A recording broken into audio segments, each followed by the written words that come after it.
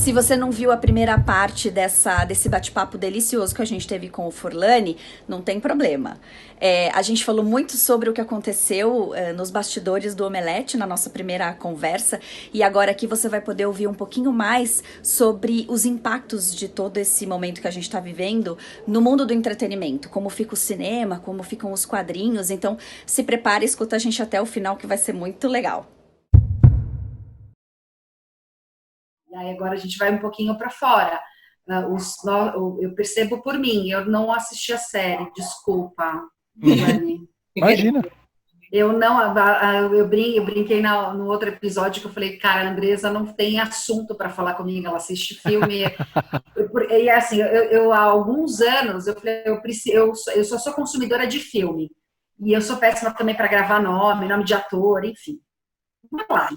Mas gosto de assistir filme, porque ele tem começo, meio e fim, eu sento para assistir e eu vou até o final. Série, o negócio não acaba, e aí eu sofro, eu me envolvo emocionalmente. Meu marido fala, tem série que você não pode assistir mesmo, porque você se envolve. Eu não posso assistir novela faz muitos anos, assim, que eu não assisto mais, porque eu me envolvo emocionalmente. Terrível. E agora eu comecei a assistir, estou consumindo mais. Sou uma pessoa que não consumia nada, agora estou consumindo. Porque eu percebi que aqui precisa, eu consegui Descanso, né? administrar, e consegui administrar melhor o meu tempo trabalhando de casa também. Foi bem interessante essa mudança. Então, o que você acredita? Agora, eu vou fazer a primeira pergunta olhando da porta para fora. O que você acredita, Forlani, o que muda no comportamento das pessoas ao consumir entretenimento, né, pelo motivo dessa quarentena e desse isolamento social? Então, é engraçado, porque eu estou consumindo muito menos, eu acho. Justamente Talvez porque porque esse é o teu negócio, né? eu costumava ir bastante ao cinema, por exemplo, né? E agora não tem cinema. Uhum. As séries, sim, assisto algumas, tal, não consegui, já fui muito mais frequente, mas para mim tá puxado por causa de tudo aquilo que eu tava falando, né? De ter que ajudar as crianças, a cuidar da casa e tudo mais. Então, tipo, as coisas começam o sol começa a cair mesmo aqui. E era 11 da noite. Daí 11 da noite eu não quero. Tem Já está muitos dias que eu não quero, exausto, não quero né? fazer nada, né? Tipo, nem assistir uma série para relaxar. Tipo, eu não consigo mais relaxar. Tipo, se eu relaxar, realmente eu vou dormir. E tem coisa que eu quero assistir com os olhos abertos, de preferência. Então, tem dia que não rolou, né? Ultimamente, nessa última semana, até que tenho colocado algumas coisas em dia, mas esse tipo de conteúdo para mim acabou diminuindo um pouquinho. O que eu consigo é parar principalmente com as crianças. Isso acho que sim. Eles precisam, né? Tipo, eles pequenos estavam acostumados a ter uma rotina com horário para acordar, comer, ir para a escola, fazer lição e tudo mais. E por mais que as escolas tenham ajudado e estão ajudando bastante com essa experiência de ensino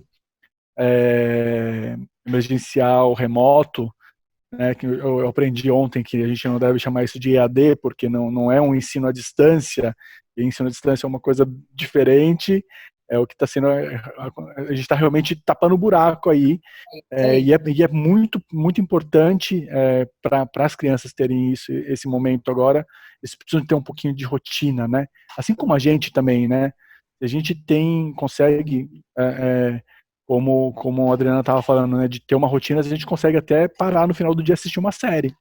Sim. Consegue ser mais produtivo, sabendo que não é a partir do momento que você acordou, você já tem que ligar o computador e começar a trabalhar. Não, toma o seu café numa boa, lê o seu jornal. Não sei, né, se ler o jornal é uma coisa tão boa, né, com tanta notícia ruim que tem ali. Mas Escolhe enfim. bem o que você vai É que não te... verdade, É, Escolhe bem o que você vai mas consumir. Mas com as crianças, eles precisam desses estímulos diferentes. Ontem, pela primeira Mas você vez, já não acha que isso talvez seja uma mudança de comportamento dele, de comportamento de consumo de entretenimento?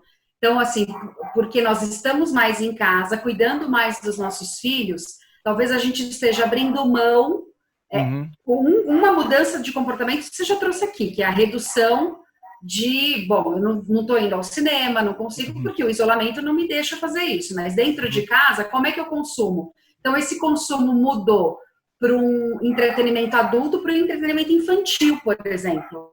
Pode acontecer. Pode, sim. Porque você está ali mais, você tem que mostrar presença também com os seus filhos, né? Para aqueles que têm, é óbvio. Quem não tem pode estar consumindo mais série, mais filme, enfim. E tem vários memes bem divertidos dos grupos de pais das escolas aí brincando com isso, né? Dos adultos sem filhos e os adultos com filhos completamente destruídos. Brincando de... Exaustos. Tinha um que eu achei muito engraçado, que era uma mãe falando da homeschooling. Tipo, não, eu já formei meu filho, ele já sabe tudo que precisa saber. Uma outra falando, não, pegaram a professora bebendo no meio da aula, que era a própria mãe. Então, estão surgindo piadas, mas justamente porque é um momento muito tenso, né? Sim. E como eles não têm, mais como encontrar com os amigos, a gente tem que arranjar ferramentas para que eles consigam fazer alguma coisa virtualmente. O meu filho, com o videogame, ele joga um pouquinho, daí a gente tem que também cuidar para não ficar em excesso isso, né, de querer acabar logo a lição de qualquer jeito, para ir para o videogame junto com os amigos. A minha filha, que é um pouco mais nova, uma coisa parecida, assim, de querer parar para assistir uma série no tablet e tudo mais, assim. A gente tem que achar o equilíbrio, né? Acho que o equilíbrio é uma palavra que é importante, assim, de sim, você precisa também dar essa liberdade maior para as crianças fazerem algumas coisas sozinhas, seja jogar um videogame, seja assistir uma série sozinha, porque você precisa desse tempo livre para você conseguir trabalhar também, né? A nossa realidade, infelizmente, é essa, né? Assim, eu adoraria, o meu sonho é conseguir ficar só por conta deles, de só ficar me divertindo com as crianças e tudo mais, mas não é a realidade. Se todo você dia sabe fosse, que uma vez eu assisti uma palestra com um psiquiatra falando do excesso dos aparelhos digitais nos nossos filhos, nas crianças, qual era o impacto disso no cérebro deles, né? E ele fala assim, olha, as crianças podem no máximo ficar diariamente 2 horas em algum, ou no celular, ou no videogame, ou no tablet, enfim, porque senão o impacto disso... Na televisão não, é diferente. Porque a televisão é coletiva. Tá. Entende? Então, assim, ele falou bastante disso. Do impacto social, né? Exato. E aí é interessante porque quando você fala o não para o teu filho, para um celular ou para ele usar um aparelho, qualquer outro aparelho, ele precisa primeiro lidar com o ócio, ele precisa saber lidar com isso e entender que existe e é necessário. Depois que ele lida com isso, qual é a segunda etapa que ele faz? Bom, ele começa a reclamar, né? Nós temos filhos praticamente da mesma idade. Que saco, eu não tenho o que fazer. Agora eu não vou ter mais nada. Aquele drama absurdo. Acabou o mundo. Então, não tem nada, inventa o que fazer. Aí, se você cede nesse momento, você vai confirmar que, de fato, é muito ruim não ter o que fazer. E, na verdade, ele precisa entender que é bom ele não ter nada o que fazer em alguns momentos da vida dele e que, em seguida, o cérebro dele começa a criar coisas para fazer que não é aquilo que ele não pode. E aí, eu estava conversando com o Ricardo e com a Andresa aqui antes da gente iniciar, os meus filhos fizeram agora um McDonald's, um drive-thru do McDonald's. Então, tem algumas janelas na casa, a pequenininha estava na bicicleta, então ela vinha na janela. E como é que eles fizeram as coisas do McDonald's? Eles desenharam. Cara, eu ensinei isso? Eu não ensinei. O ócio fez com que eles criassem, que é o ócio criativo, né? Então, nesse momento também a gente aprende, né? Pô, aprendi para... Caraca, eles pegaram uma folha... Eu só fui no meu trabalho, foi ir no mercado pegar um bloco de folha de sulfite. Eles começaram a desenhar os lanches do McDonald's, a batatinha. Então, e não é que é coisa elaborada, viu? Porque o copo, ele tem um lugar que você tira e põe o canudo. A batata frita, você tira e põe a batata frita do potinho lá de... Então, o sanduíche no drive-thru, você pode pedir sem picles. Aqui também tem Olha esse só. direito. Então, você monta o sanduíche como você quer. Então, o negócio é bem elaborado, com papel, canetinha e durex. Simples. Teve nada demais e eles fizeram o drive-thru, escolheram as janelas onde fazia o pedido, onde fazia a entrega, aonde era a linha de produção. Então, é muito bacana você também, isso a gente aprende, né? Então, eu tenho que administrar melhor o meu tempo, a rotina e saber os nãos que eu tenho que estabelecer aqui também com eles, né? Bacana. O que muda agora? Vamos para fora de todo jeito. O que muda nos estúdios? O que você tem o que você pode, né? Trazer de informação para nós. E aí, Ricardo, agora você pode vir a voz do além para participar conosco, tá? Mas o que muda nos estúdios com essa história? Porque a gente ficou pensando no Oscar, nas estreias de cinema, na Comic Con, o que acontece com ela agora? Então, traz para a gente um pouquinho, Forlani, o que acontece agora com esses estúdios, com esse isolamento todo, porque o que a gente está vivendo não é no Brasil, é no mundo todo, né? Então, começando pelos filmes, os filmes que estavam marcados para estrear agora entre março e junho já foram mandados para frente. O primeiro que mudou de data foi o 007, que estava para abril e daí foi para novembro. Teve Velozes e Furiosos, que já foi para abril do ano que vem. Teve o filme da Viúva Negra, que estreou semana passada, foi para outubro, então tá tendo esse efeito dominó. Esse foi o mais triste. E não é só os filmes que... Esses daí são os filmes que estão prontos ou quase prontos. O problema são os filmes que estavam ou em pré-produção, né, que ainda fase de roteiro, figurino, até a escolha de elenco e tudo mais, ou que já estavam rodando, né? Então, essas ações também pararam, né? Tudo sempre pensando no trabalho das pessoas que estão envolvidas. Não tem como você pegar e deixar 200, 400 pessoas reunidas num galpão, né? A Globo parou de fazer as suas novelas, né? Pela primeira vez. A mesma coisa aconteceu no sets lá de fora. Então, produções como o Batman, o Stranger Things, tudo parou, né? O mundo realmente parou e tá em casa, tá dentro de casa agora, passando álcool gel e tudo mais. Então, isso vai causar um segundo efeito dominó, que é empurrar essas datas que já estavam certas também mais para frente, né? Então, uma coisa vai levar, na verdade, a outra, né? Como os produtos, os filmes que já estavam prontos para estar aqui foram empurrados para cá, os que iam estrear aqui estão indo mais para frente. Mas a verdade é que tem muita incerteza. O que mais a gente tem agora é incerteza. Mesmo esses filmes, a Mulher Maravilha estava para estrear agora. Foi para agosto, primeira semana de agosto. Será que a gente vai ter cinema aberto já em agosto? Pois Eu estava lendo uma matéria. Eu estava lendo uma matéria hoje e, assim, da Cinemark. A hora que abrir, será que as pessoas vão estar aptas, preparadas para ir? Vão ter coragem para ir ao cinema? A gente tem essa dúvida também. Sim.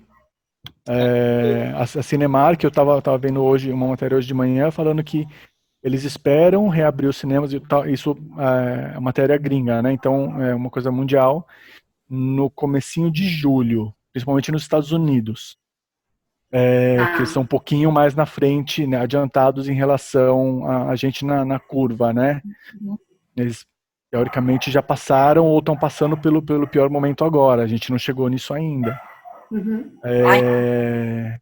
Então, se eles vão reabrir em julho, eles esperam reabrir em julho, talvez dê tempo da Mulher Maravilha realmente estrear em agosto, mas é o que você estava falando. Como que vai ser para as pessoas irem ao cinema? A gente viu as fábricas lá na China, as pessoas trabalhando com o distanciamento, né? Tipo, as pessoas no refeitório comendo com 2 metros de distância entre uma e outra. Só que no cinema vai ser isso também. A gente vai ter uma fileira sim, uma fileira Adaptação, não. E uma poltrona assim, 2 não, para você sentar na outra. Ou a gente não sabe. Né? A verdade é essa. A gente não sabe como que vai ser esse novo normal. Se a gente vai realmente voltar ao normal que a gente tinha antes, não dá para saber. Tudo depende da gente ter vacina, da gente ter um remédio eficiente, testado. Então, não tem mesmo como a gente dizer, vai ser assim. Mesmo na China, que foi o primeiro país a parar, foi o primeiro país a começar a reabrir, eles estavam começando a reabrir com filmes antigos, justamente porque eles sabiam que não tinham esse hábito, né, não adianta você pegar e apostar suas fichas e colocar o filme que mais precisa de dinheiro para estrear ali. Então o que eles fizeram? Eles trouxeram de volta o Vingadores, de 11 anos atrás, o Harry Potter, novos clássicos, digamos assim, para tentar incentivar as pessoas a voltarem. Acredito que a saída aqui, nessa matéria que eu estava falando da Cinemark, lá nos Estados Unidos, eles também devem adotar isso. Eu acho que aqui também deve ser uma coisa parecida com essa, de buscar esses clássicos e, sei lá, de você tentar chamar a atenção das pessoas para assistir um Tubarão no cinema, assistir um 2001, sabe, coisas assim, até você ganhar realmente essa confiança de que você está num lugar seguro. Isso falando... Eu fiquei pensando na possibilidade da gente ter aquele dos cinemas antigos, né? Que você ia no carro, tinha telão a céu aberto e você dentro do teu carro, protegido com... exatamente. Eu pensei... Isso eu vi acontecendo eu não lembro que país que era, que eles rezaram uma missa, assim. Teve lá nos Estados Unidos isso. Nos Estados Unidos, e as pessoas agora na Páscoa. Foi na Páscoa, exatamente, domingo de Páscoa. E a gente conversa com alguns estúdios, isso chegou a ser ventilado ali como uma possibilidade de ter alguns drive-ins, porque é isso, pelo menos você está dentro do seu carro, será que isso seria uma coisa positiva? Mas ao mesmo tempo a gente não tem mais isso aqui em São Paulo. Eu acho que no Brasil, eu lembro assim, acho que em Brasília tem um drive-in ainda em funcionamento até hoje. O que teve aqui em São Paulo, eles montaram realmente para um evento. Ou senão você vai ter sei lá, no Jockey. Isso, que é no carro, né? No Jockey não é verdade, na própria arquibancada do Jockey. Enfim, a gente vai ter que se reinventar, né? Orlane, vocês conseguem me ouvir aí? Sim. Oi, voz! Lombardi chegou. Lombardi apareceu. Sim. Justamente nesse ponto, Orlane, assim, tentando imaginar assim, um cenário em que o cinema ele seja afetado. É claro que tudo vai voltar a uma normalidade, mas a gente não sabe qual que é essa normalidade. Eu acredito que tudo vai voltar ao normal, mas a um normal diferente, é um outro normal. Uhum. Se o cinema, que é até onde eu entendo, é onde vem a maior parte dos revenues, assim, dos box office, for afetado, o que você acha que acontece com os estúdios? Assim, se não for lá que está mais o ponto deles de receber de volta todo o cash que tem. Isso está no streaming, a resposta? Isso... uma realidade em que isso seria alterado assim por um período prolongado? Não existe ainda uma resposta para isso, porque acho que isso vai depender justamente do que vai ser o novo normal. Tem gente que questiona se, por exemplo, o filme da Viúva Negra, que estava programado agora, foi postergado para outubro, ele deveria estrear no streaming, né? Que a Disney acabou de lançar aí o Disney Plus, que é o seu serviço de streaming. Uhum.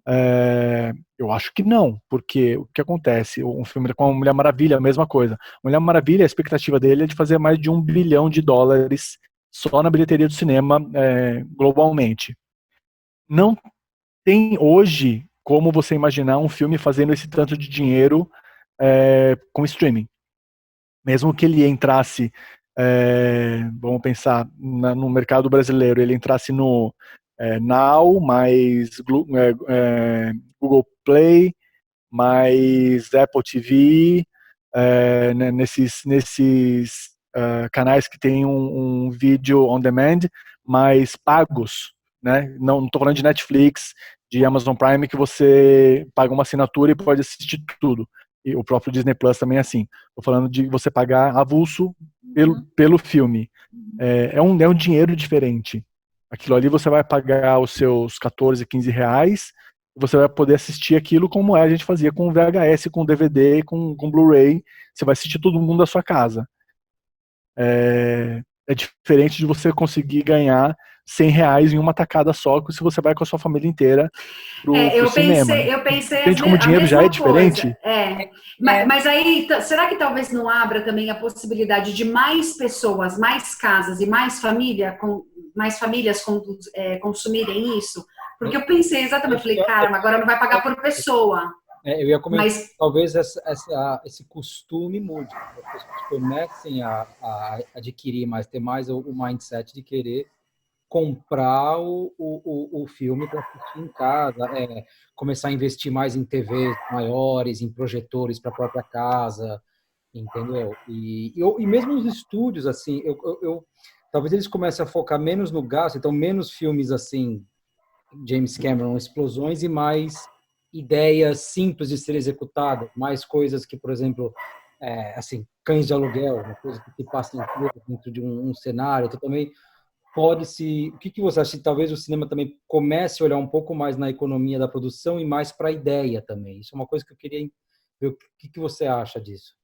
A tendência, na verdade, era de realmente polarizar, né? Era de ter os blockbusters de 200 milhões de dólares e ter do outro lado os filmes de Sundance, né? Os filmes de festival independente que custaram 100 mil, 500 mil, 1 milhão, sei lá, para ser feito, até, sei lá, uns 20 milhões de dólares, digamos. Que são filmes que dependem menos de efeitos especiais e tudo mais, e tem, do outro lado, os filmes evento, né, como foi o Vingadores Ultimato, como são os filmes da Liga da Justiça, Velozes e Furiosos, 007, etc. Porém, são esses caras aqui que fazem realmente a indústria girar o sobreviver. Então, para uma produtora pequena que gasta ali o seu 1 milhão para fazer um filme que o retorno desse filme de 1 milhão muito provavelmente vai ser, cara, com sorte você vai conseguir recuperar essa grana. Se você der uma sorte violenta de ser um Bruxa de Blair, você vai fazer um filme com 100 mil que vai conseguir fazer 100 milhões. Mas, tipo, isso é em milhões.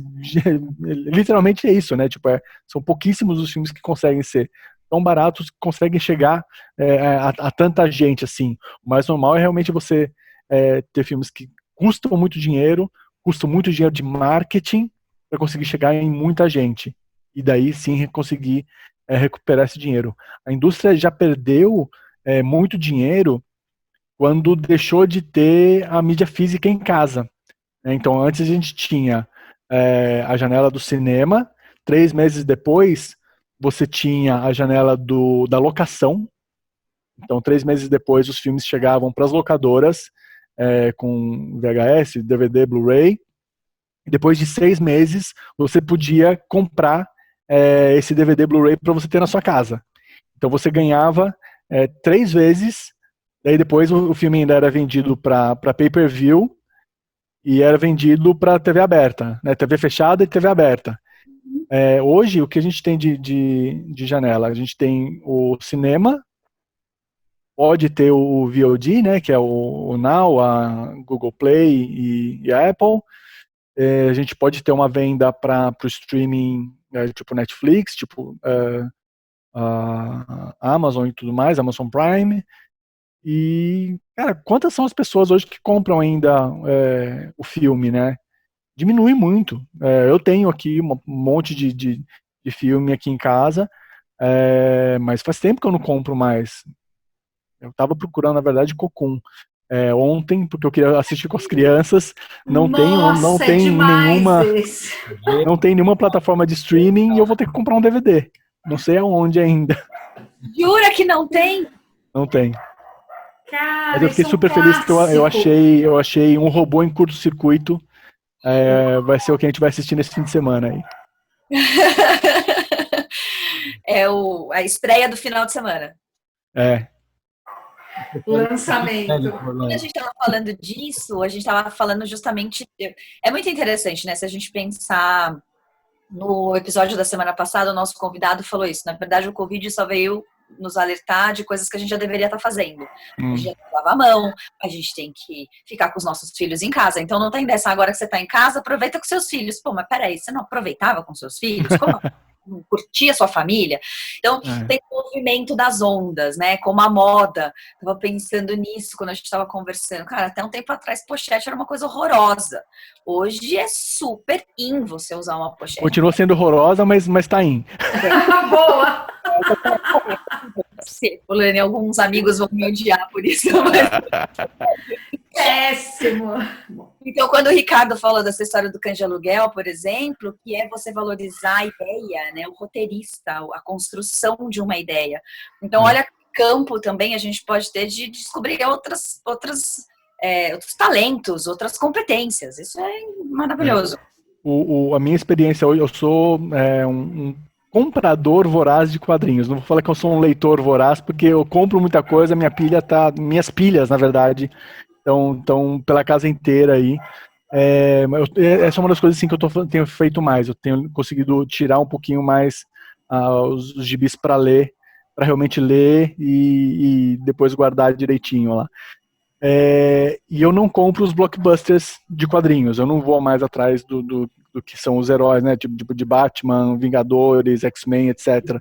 Eu vou atrás mais dos autores independentes, que são as vozes hoje que me interessam mais, que fazem mais sentido para mim. Tipo, eu li semana passada uma HQ que chama Spinning, de uma menina que ela era patinadora e ela o tempo todo questionando, ela com 13 anos, 12, 13 anos, questionando toda a parte de ter que colocar uma mini saia, colocar uma meia calça, passar maquiagem e sorrir o tempo todo pro juiz na hora de se apresentar, e depois ela fala de toda a...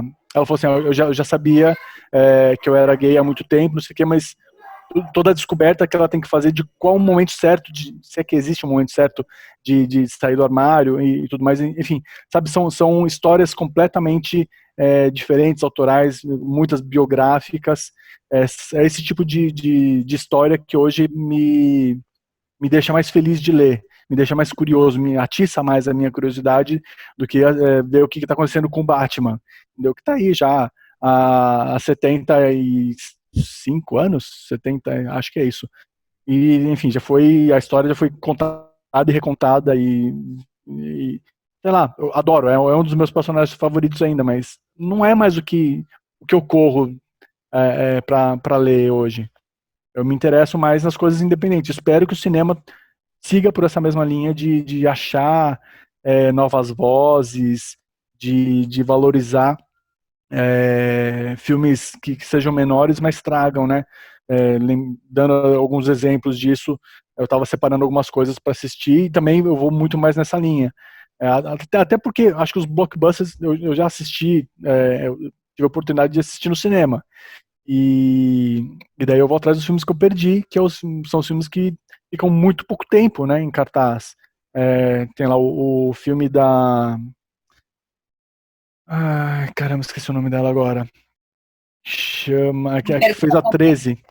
Que fez a 13 no House. Ela fez um filme que chama Booksmart, que é um filme super independente, que ficou, sei lá, duas semanas em cartaz aqui em São Paulo. E tinha gente falando até dele concorrer na premiação e tudo mais. Não chegou a isso, mas enfim, é um filme diferente, legal, que faz você parar e olhar um mundo novo, protagonizado por meninas E, pô, que legal que é a vida delas também, né? Que a gente passou muito tempo olhando só pros protagonistas masculinos. E é legal que a gente tem hoje muitas mulheres conseguindo trazer sua voz, conseguindo mostrar o que elas passaram até de ruim, ou que elas querem que as filhas delas tenham daqui para frente. Então, acho que tem muita coisa que a gente pode se aproveitar, sim, dessa fase que a gente está vivendo. E aí é interessante porque vem um movimento de consumo de tudo mesmo, né? Da comida. Eu estava vendo outro dia um gráfico falando exatamente isso, do que muda no consumo de alimentação, de compra mesmo, né? De consumo puramente, o restaurante que você vai, a comida, o valor que a gente está dando para as coisas feitas em casa, para os pequenos produtores, para os né, os roteiristas, enfim, tudo isso que a gente está falando faz todo um sentido. Eu acho que o grande desafio é fazer isso se manter. A gente está aproveitando tudo isso para quase que resgatar o nosso poder de escolha. Você falando agora foi me fazendo isso. Como a gente consome automaticamente. E você poder escolher o quadrinho que você quer, da maneira que você quer, é um poder de escolha que a gente está tendo de volta. Na verdade, não é o poder, é o controle dela, né? Exatamente. Você retoma o controle para você e não mais daquilo que só o mercado te vende. Exato. Você era obrigado a consumir, né? Quase. Para tá por dentro, né? Tá muito no instintivo, né? Então, assim, a gente está usando um lado só do cérebro para consumir. Esse é o problema hoje. Hoje está totalmente assim. Então, a partir do momento que você começa a despertar e tocar mais a tua consciência, você vai consumir de uma maneira diferente, vai dar valor em assistir, em gastar, em dispor do teu tempo para assistir algo que faça sentido para você, de ler uma história em quadrinhos que faça mais sentido para você do que só o blockbuster, como você bem disse aqui. Eu acho que é um movimento bem interessante se de fato os estúdios forem por esse caminho também, né? E aí valorizar os pequenos, baixa-se preço também para consumir mais, e aí você leva, inclusive, o nível cultural de uma sociedade. Né? Hoje é caro você consumir entretenimento, não é barato. Ir ao cinema. Vai pro cinema hoje é um absurdo. Com 2 filhos, imagina a Adriana com 3 crianças, 3 pipocas. É pacote família, minha gente. Pacote família. Não é fácil. Então, mas... Você não falou da CCXP pra gente. Como é que você vê esse desafio aí nesse ano? Então, a gente está trabalhando normalmente para que o evento aconteça entre 3 e 6 de dezembro. Até porque, assim, a gente não sabe como que vai estar, né? Eu falei, das produções estão todas paradas, os filmes estão sendo mudados, mas não dá para a gente pegar e ficar parado sem trabalhar, porque depois, quando tudo voltar ao normal, a gente não tem tempo hábil para fazer um evento desse tamanho acontecer em 3 meses só. Então a gente precisa ter esse trabalho constante, imaginando que as coisas possam acontecer. Mas a gente tem alguns checkpoints. Então vamos imaginar que em julho, né, levando em consideração o que o mercado vem falando, em julho as coisas começam a voltar mais ou menos ao normal. Voltou? Não voltou. Então, o que a gente vai fazer? A gente vai adiar, enfim, vai ser tudo a partir disso, né? Tudo a partir de realmente da reabertura do mercado. Vocês estão considerando fazer adaptações para que a feira não deixe de existir? Sim, tem que fazer, né? A gente não dá para achar que aqui né, foi tudo um sonho, né? Aqueles filmes ruins, né, que no final o protagonista acorda e na verdade foi tudo um sonho. Então, não, isso está acontecendo, isso é real, essa é a nossa nova realidade. A gente tem levado em consideração isso que a gente estava falando do cinema, né? As pessoas vão se sentir seguras de estar num lugar com outras 60 mil pessoas? Não dá para saber. Os artistas vão estar disponíveis para vir para o Brasil para encontrar com os fãs daqui? Não dá para saber. A gente vai ter voo. A gente vai ter voo. Holograficamente. Pode ser, é uma alternativa. A gente já fez isso outras vezes via satélite. A gente já usou holografia também. A gente está aqui agora, cada um num lugar conversando. É o novo normal, né? Vai saber, assim, o que Como que a gente vai estar em dezembro? É uma grande incógnita. A gente trabalha para tentar estar pronto quando essa nova realidade chegar, quando a gente estiver no presente. A gente está olhando para o futuro, tentando imaginar o que vai ser o novo presente que a gente vai viver daqui para frente. Um trabalho assim, né? Você tem que montar 3 feiras, idealizar 3 feiras. Não é? Ter 3 CCXP, porque assim, se tudo pudesse ser presencial, essa vai acontecer. A data talvez não precise mudar, mas talvez o formato dela mude. E aí é um desafio, porque você tem muito mais trabalho pela frente, né? Uhum. É bem isso, sim. Uau! E é uma baita, não é? A gente não está falando de qualquer evento, né? Um evento significativo. Sem dúvida. E tem uma coisa que é interessante, porque um outro motivo que faz a gente continuar trabalhando para que esse evento possivelmente possa acontecer em dezembro, que é o humano, que é a parte humana de estar ali. As pessoas que vão na CCXP são pessoas apaixonadas por esse assunto. É um momento de que aquela paixão que você achava que era só sua, de uma série X dos anos 90, que você achava que só você que gostava daquela série, e de repente você olha pro lado e um cara tá usando o cosplay daquele personagem que é o seu favorito. Isso acontece o tempo todo lá. Então é realmente um lugar de comunhão muito, muito grande. Eu acredito assim, se isso der certo, se o evento acontecer, quando ele voltar a acontecer, vai ser um lugar necessário para as pessoas voltarem a se encontrar e dar, sabe, um grande abraço para mostrar, pô, conseguimos, passamos por isso, e estamos aqui de novo, a gente continua cada vez mais próximo, não sei, alguma coisa assim, isso sabe? vai ser celebrado com uma potencialidade muito maior. Bem isso, assim, eu acho que vai ser, a gente tem algumas esperanças aí, né? Acho que essa é uma delas, né? Além de, né, como vocês estavam falando, de achar que a gente estava realmente fazendo mal para o mundo, né? A gente vê, super legal ver os golfinhos de novo lá em Veneza, de ver o nível de As poluição tartarugas se mostrando, gente. caindo. Então, quer dizer, realmente a gente estava tratando muito mal o nosso mundo. Sem dúvida. Vamos tentar fazer esse novo normal ser um pouquinho mais generoso, né, com as próximas gerações aí, né, o comprar as coisas locais, né, do produtor pequeno. Então, acho que várias escolhas que a gente tem que realmente repensar aí. Bacana. É isso mesmo. Olha, que delícia a conversa. A gente podia conversar mais algumas horas. Bom, Sem dúvida. bom. Forlani, deixa só para a gente fechar aqui, deixa uma mensagem para nós e para todas as pessoas que estão nos ouvindo. Você que vem desse universo que não é um universo de entretenimento, ele não é um universo de ilusão, mas ele é bem real. O que você deixa de mensagem aqui para todos nós? De tudo isso que nós estamos vivendo e para esse futuro que possibilidades você enxerga, enfim, você já começou até a falar um pouquinho, tratar melhor o mundo, né?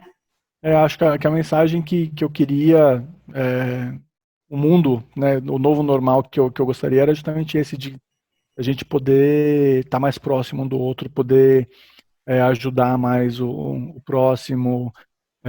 A gente vê o nível de doações aqui no Brasil que nunca foi muito alto. A gente teve nesse último mês aí de quarentena, a gente conseguiu quase o mesmo montante do que o ano passado inteiro. Então, realmente o brasileiro tem esse negócio de querer ajudar o próximo, mas eu acho que no nosso dia a dia a gente esquece disso. Mas no momento de necessidade a gente sempre o brasileiro tem isso, né, de ser bastante caloroso, de querer ajudar. eu acho que a gente tem que olhar isso com esse viés de, pô, eu estava fazendo isso um mês atrás, agora durante a quarentena, vou continuar, vou ajudar instituições que precisam sabe, com pessoas que estão passando uma necessidade muito, muito maior do que a minha. Você sabe que isso na neurociência é comprovado. Quando você vê uma pessoa num momento de vulnerabilidade, ou você está num momento de vulnerabilidade, você tem uma produção maior de ocitocina. E essa ocitocina, ela te impulsiona a fazer o bem, a ajudar mais as pessoas. Então, Paul Zek, que é um neurocientista, um neuroeconomista, na verdade, ele traz isso em alguns livros dele, estudos que ele passou 2 décadas aí fazendo. E quando a pessoa se mostra vulnerável, quando você tem esse contexto, né, que agora não é uma pessoa, todos nós estamos vulneráveis, você tem esse ambiente muito mais promissor para ajudar, para fazer pelo próximo e não olhar só para si. Então, isso também é disparado um neurotransmissor. Por isso que a gente vê muito mais. Mas é muito bacana isso que você está trazendo. A gente não precisa parar. Porque sempre tem alguém do nosso lado que precisa de alguma coisa diferente de nós. Essa corrente do bem, eu acho que... Espero que a gente consiga mantê-la ativa e realmente pensando muito no outro. Ano passado, retrasado, eu fiz uma viagem muito legal para o Japão. Tenho raízes, né, no Japão, nunca tinha ido para lá, era um sonho, né, desde sempre. E uma das coisas que mais me tocou lá foi justamente ver como a comunidade lá, o senso de comunidade lá é muito forte. Enquanto outros lugares é muito individualismo, né? Tem um monte de problemas na sociedade de lá, tipo, é uma sociedade ainda muito machista e que trabalha a hierarquia de um modo quase militarizado, enfim, tem um monte de problema, mas o sentimento de comunidade que eles têm lá é algo invejável. E é uma coisa que a gente voltou de lá, né, eu e minha família inteira, a gente voltou assim pensando, caramba, a vontade de voltar para lá para sentir mais disso, né? E é uma coisa que a gente consegue, eu acho que com tempo, com paciência, a gente consegue construir isso aqui também, né? Eu espero que a gente consiga, pelo menos. Forlani, você a esperança é essa. Você construiu isso, você já fez isso com a CCXP. Você trouxe exatamente o senso de comunidade, porque quando você falou dela, você trouxe a essência disso que você está... É verdade. E a gente pode multiplicar isso para outras situações, outros contextos. Então, no nosso bairro dá para fazer isso. A gente comentou em outros episódios, né? Da gente ajudar e fazer compra coletivamente. Não precisa todo mundo ir no supermercado. Você está precisando? Tá aí. Isso é senso de comunidade. Então, eu tava conversando com o Scapini logo que começou a quarentena, né? E ele falando que ele foi lá bater na casa de todos os vizinhos para se oferecer para ir no mercado para comprar coisas, né, para quem realmente não podia sair de casa, né, os velhinhos do bairro e tudo mais. Pô, é isso. A gente pode fazer isso, né? É isso. Não precisa ser só... Eu fazendo isso, eu ganhei um ovinho de Páscoa de um deles que bateu aqui na porta. Olha só. Eu falei em outro episódio que isso aconteceu comigo também. Eu ganhei bolo, ganhei limão, ganhei maracujá do pé, tudo que os vizinhos fizeram, né? Trouxeram de volta. Mas sim, acho que mais do que isso, mais do que algo material, é o sentimento de gratidão que você tem em troca. Você vê a pessoa te olhando de uma maneira diferente, né? Isso não tem preço, né? Esse senso de comunidade. E é um ponto muito importante para a gente trabalhar nas empresas. Sim. O senso de comunidade nas empresas. A gente estava falando da cultura organizacional, e uma das coisas que eu mais me orgulhei foi justamente disso, a gente estava se preocupando justamente com as pessoas que trabalham com a gente, né? Colocando todo mundo para trabalhar em casa, a gente estava se preocupando com cada um dos colaboradores, e com a família de todo mundo. né? Que realmente a gente estava protegendo todo mundo ali. Então eu fiquei super feliz a gente fazer isso de uma forma tão rápida, e eu fiquei super feliz quando, conversando de outras coisas, um dos meninos que trabalha com a gente veio e me agradeceu isso. Eu não estava esperando por isso. Tipo, a gente estava conversando de outras coisas, ele veio agradecer, falou, cara, obrigado, tipo, a gente está vendo o que vocês do Omelete estão fazendo pela gente e tudo mais. E isso me tocou de uma forma muito, muito profunda, sabe? Que realmente parece que é o básico, mas como esse básico importa para as pessoas, né?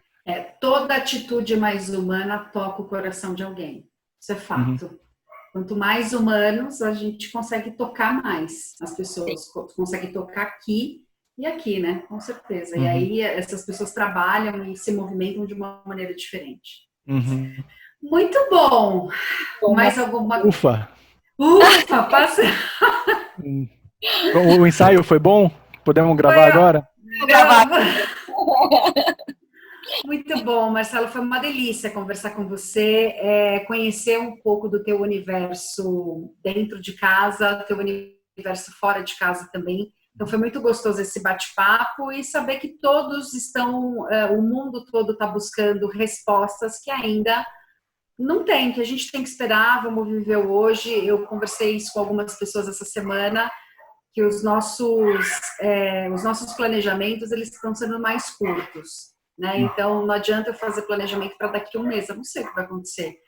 Eu mal sei o que vai acontecer na semana. Né? Então, se eu viver o hoje, entender que o hoje eu tenho isso para fazer e eu tenho que fazer o meu melhor no hoje, eu vou chegar no final do dia, vou ter aquele sentimento de prazer. Eu acho que esse é um ponto importante da gente analisar.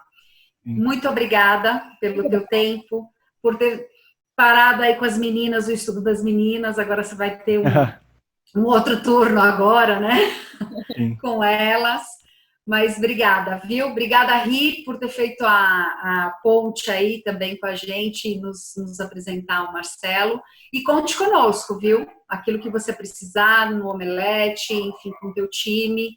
Conte conosco para aquilo que você precisar. Brigadão pelo convite mais uma vez. Brigadão pelo papo. Quase uma terapia aqui, né?